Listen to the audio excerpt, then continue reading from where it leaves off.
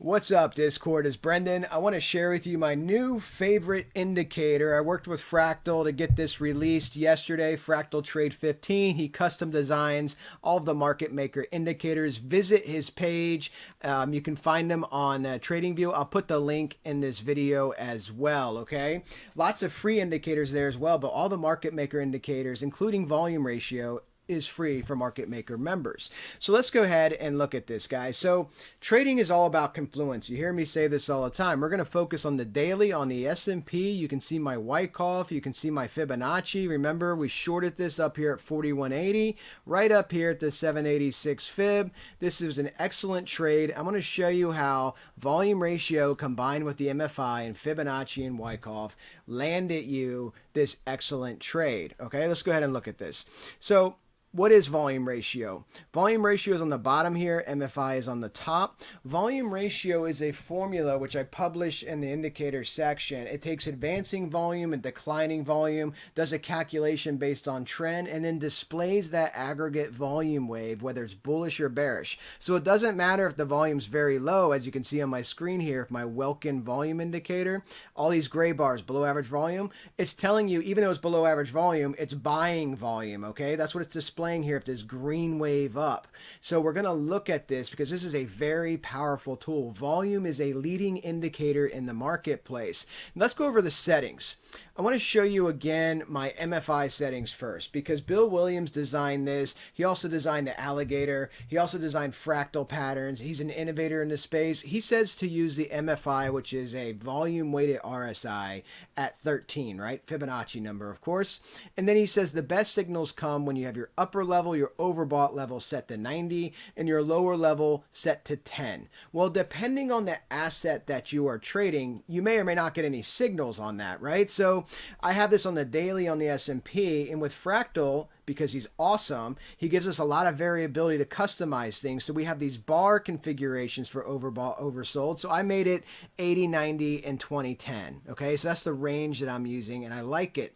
Now, when we look at the volume ratio indicator, this is set up, and this is experimental, okay? The concept, the formula works fantastic, but as far as your boundaries, you're going to have to play with it on the different assets. I normally set everything to a Fibonacci level. So you can see my length here is set to 20. That's not Fibonacci. On all my volume indicators, I always use 21. Well, when I use 20, it displayed more accurately. Look at my cursor here on the screen. See this peak right here in the volume? Capture the exact candle high on the uptrend. When I change that to 21, that peak goes away. Okay, so I played with this on a couple different charts on the daily time frame. I really like this 20 setting, but this is all subjective. You guys can change it to whatever you want. And again, we just went ahead and used the default RSI settings. You can change this to whatever you want as well for overbought, oversold. 70 and 75 for the top bar, 30 and 25 for the bottom bar. You can try 80-20. You can try 90-10. Again, will heavily depend on the asset and time frame you're trading. I don't really even care about the overbought, oversold bars that much. What I'm looking for is divergences in volume and confirmations in trend. Let's go ahead and see what I'm talking about here. So we're going to focus on this accumulation range right along the 45 angle and then the subsequent breakout to the upside, right? Now looking at the actual volume itself, you can see this is just average volume. We don't have any 3 sigma bars, 4 sigma bars, 2 sigma bars with below average volume and average volume. Looking at the MFI, you see a confirmation of money flowing into the asset.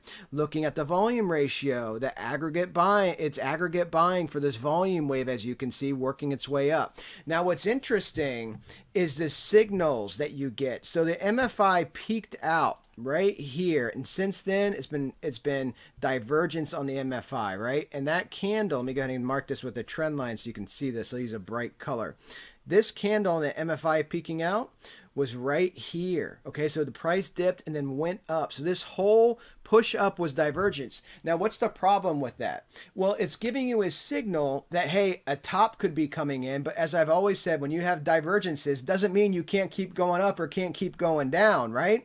So you want to have confluence. So this is the MFI on 13 gave you a signal. Money's leaving the asset. Lower highs, lower lows as the MFI descends. However, on the volume ratio, look at this. Volume, even though it was low, look at all these gray bars. Below average volume was still buying volume, nailing the exact top here on this peak for volume ratio. Absolutely nailing the exact top. Now, this is the key point I want to show you guys.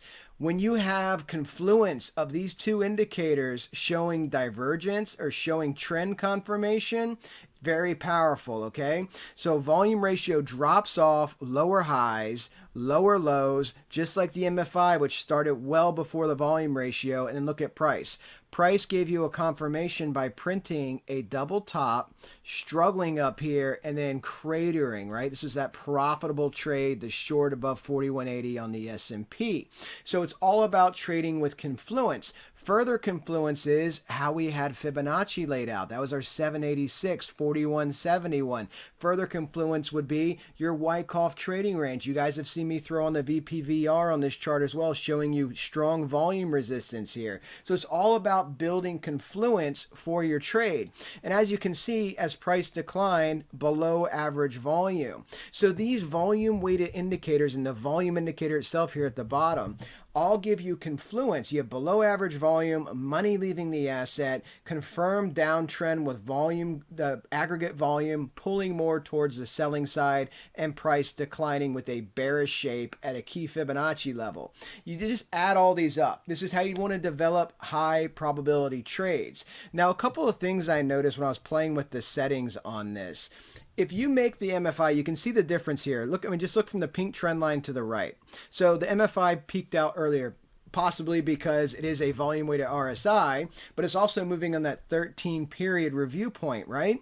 So this is a 20 period review point. Look what happens if you change the MFI and you change this to the same time period. So you use 20 instead of 13. I want to show you guys this.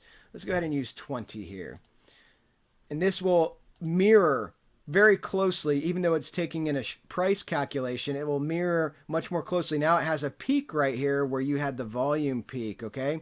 But I don't find it as useful to be a mirror like this. I find it more useful to be a leading indicator. In other words, it's measuring a shorter duration here of 13 periods, and it's giving you I guess you could view it as a warning sign, right? It's a warning. Hey, money flow peaked in the asset and it's declining, even though price still went up another $150. Money flow peaked, but the volume ratio gave you the confirmation that yes, price was still going up because that volume aggregation was buying volume for the green wave up. Okay, and then when you had the confluence of them both going down, strong move down with the bearish pattern. So guys, I hope you like this indicator. It's a fantastic trading indicator. And let me know if you have any questions in the room, but you will be seeing this on all my charts. And if I had to choose between the two of them, I'm telling you it's really close. I might actually go with volume ratio over MFI, but you're going to see them both on all my charts because this is such a powerful tool when you start applying it to your different charts. All right, guys, talk to you in the room.